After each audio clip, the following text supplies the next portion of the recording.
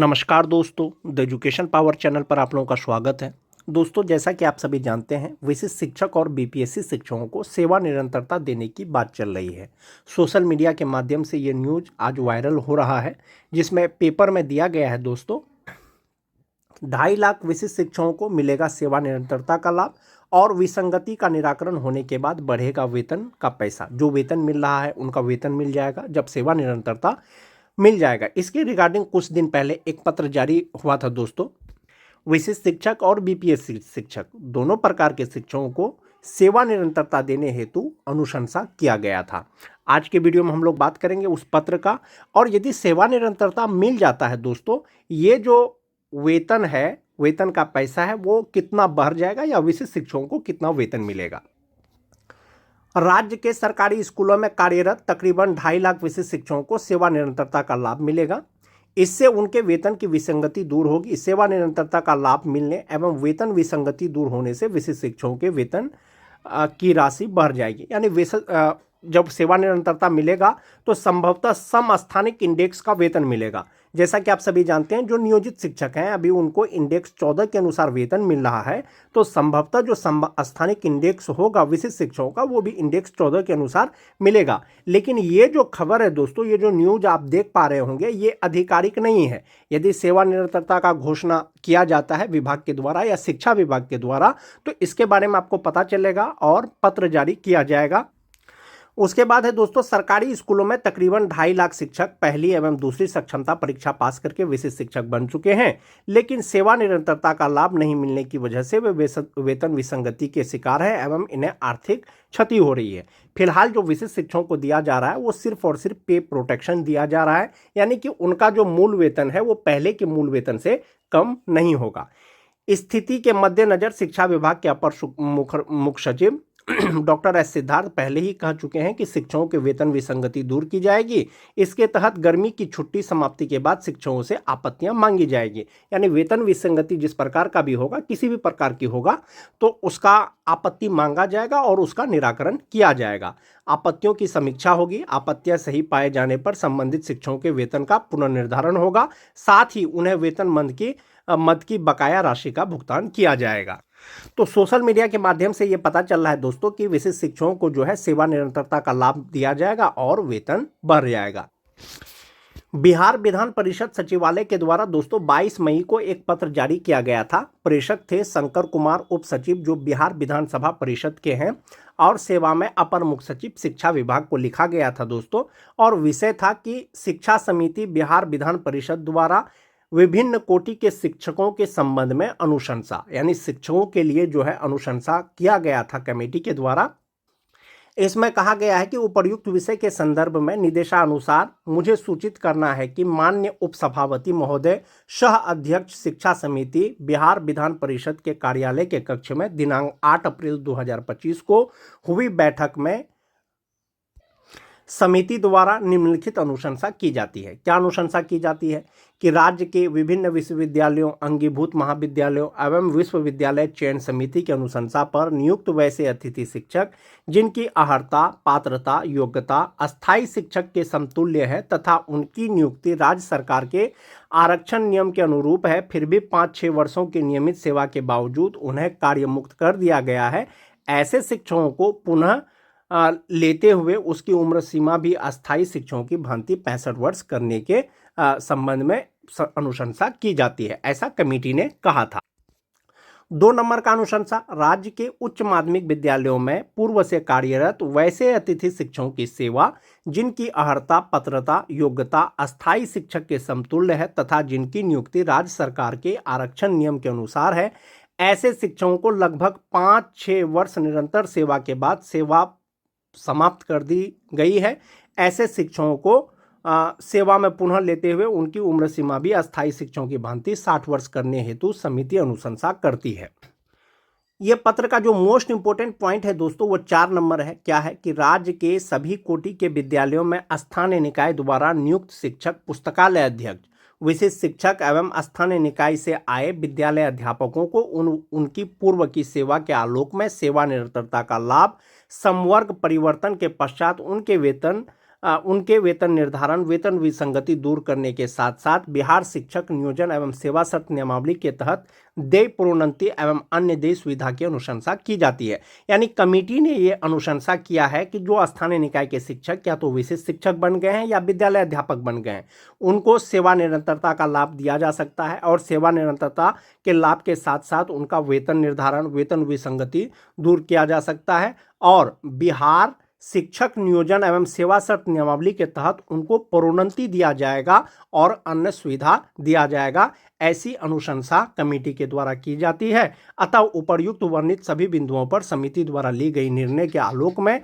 सहानुभूतिपूर्वक विचार करते हुए अग्रतर कार्रवाई की जाए। अपर मुख्य सचिव शिक्षा विभाग को लिखा गया है दोस्तों कि इस पर विचार किया जाए और इस पर अग्रतर कार्रवाई की जाए। जैसा कि आप देख पा रहे होंगे, ये 22 मई का लेटर है दोस्तों, 22 मई 2025 का लेटर है और शिक्षकों के समस्या के समाधान के लिए उनको सेवा निरंतरता लाभ देने हेतु एक कमेटी का गठन किया गया था और वो कमेटी ने दोस्तों विशिष्ट शिक्षक और बीपीएससी शिक्षक दोनों प्रकार के शिक्षकों को सेवा निरंतरता देने हेतु अनुशंसा किया गया है।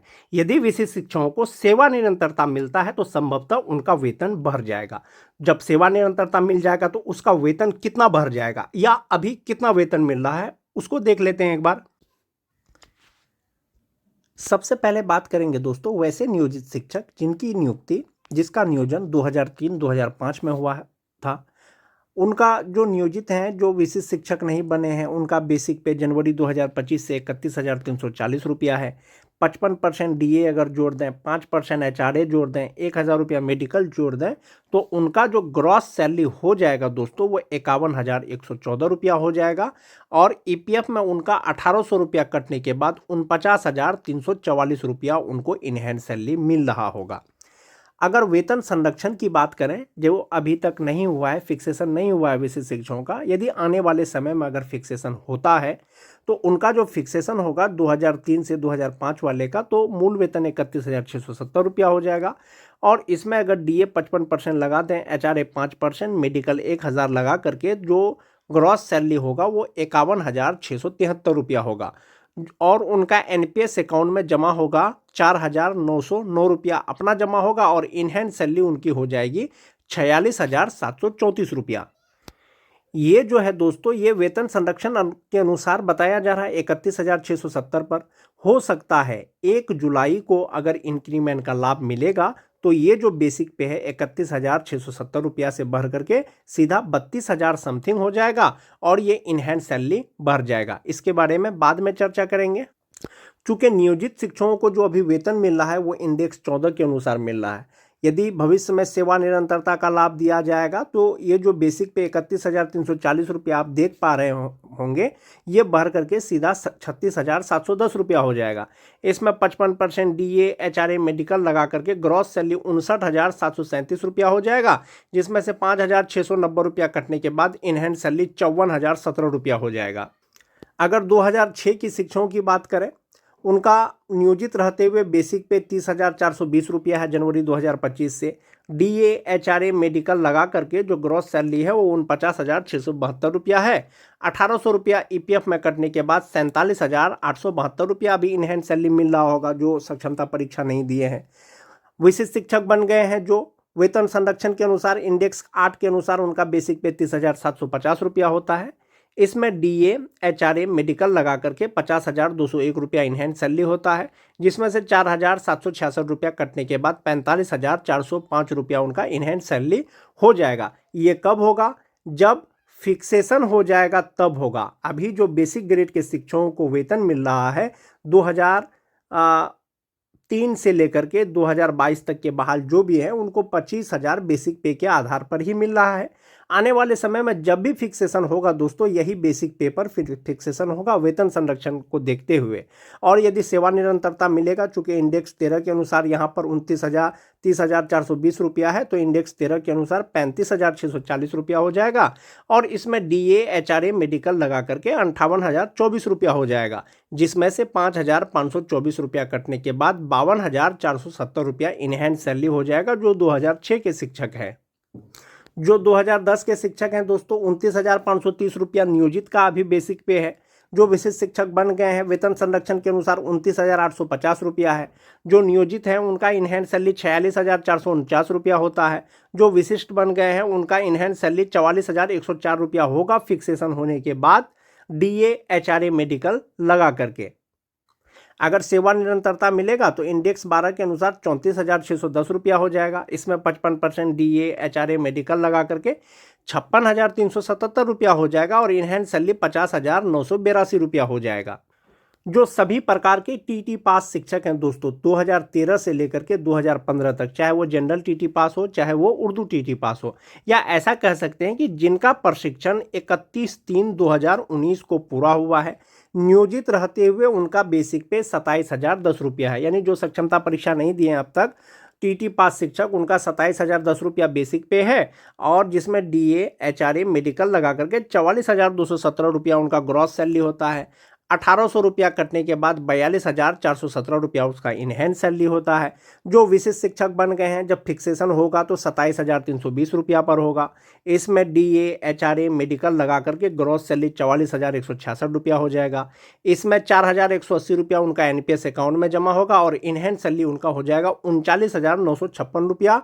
वेतन संरक्षण को ध्यान में रखते हुए जब फिक्सेशन होगा तब मिलेगा इतना। अभी तो फिलहाल 35,720 रुपया सभी विशिष्ट शिक्षकों को दिया जा रहा है, बेसिक ग्रेड के शिक्षकों को। यदि जो TT पास शिक्षक हैं यदि उनको सेवा निरंतरता का लाभ मिलेगा तो इंडेक्स 11 के अनुसार यहाँ भी इंडेक्स 11 होगा और उनका बेसिक पे 33,600 रुपया हो जाएगा।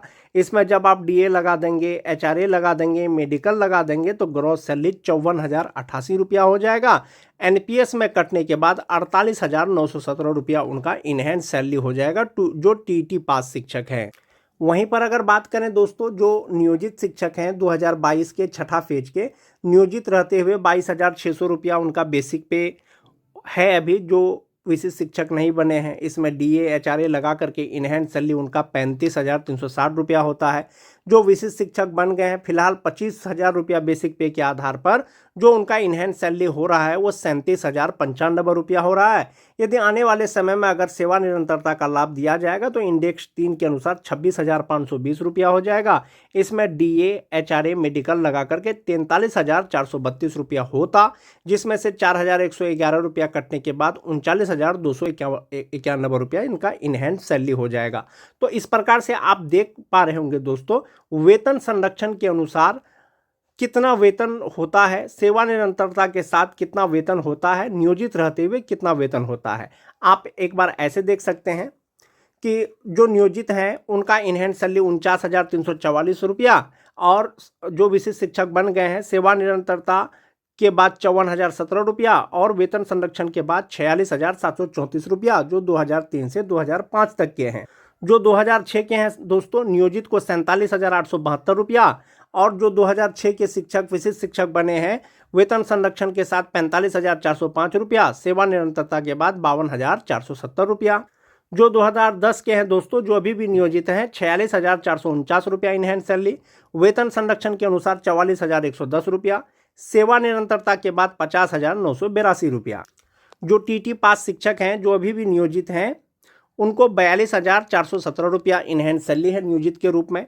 वेतन संरक्षण को लगा करके 39,956 रुपया, यदि सेवा निरंतरता मिलेगा तो 48,917 रुपया।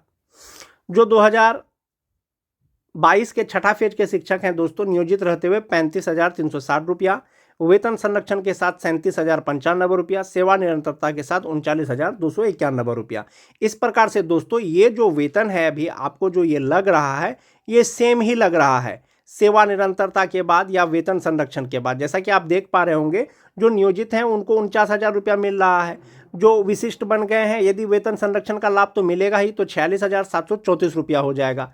उनका यहाँ पर EPF में सिर्फ 1,800 जमा हो रहा है, विशिष्ट का 4,909 रुपया जमा हो रहा है।